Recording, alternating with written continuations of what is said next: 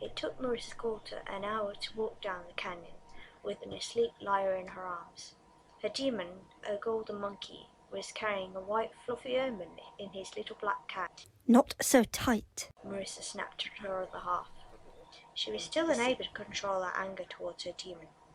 She remembered that morning in the church, when she had hit him and asked him what was he afraid of. She had to tell him that Lyra was Eve, mother of all, before he agreed to help her. He was her other half, so it was herself that had been afraid, of course. She was afraid to move on, away from everything and everyone she had ever known. Once they got back down the canyon, her demon chittered up to her the question she had next. Where do we go now?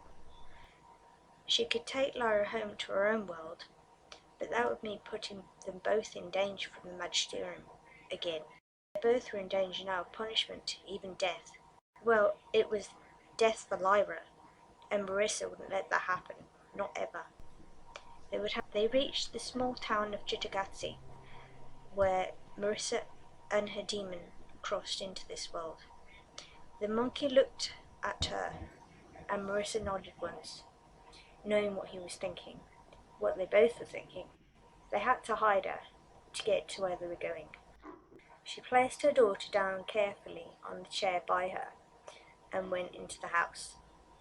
She looked round, her eyes settled on her trunk, unused and big enough for a girl to hide in or sleep in. We have no other choice, she whispered, more to herself than to her demon.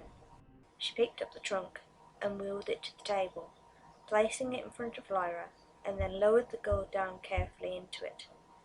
The monkey placed Pan on the top, near Lyra's head, still sleeping peacefully. They would be free soon enough. She clicked the trunk shut. Lyra was safe.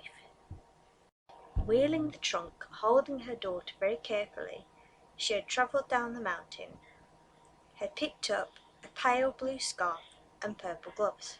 The scarf was sitting round her head now. She put the gloves on. She looked like a shadow of her former self as they got to the docks and entered a ferry bound for an island that was completely out of the way of everything.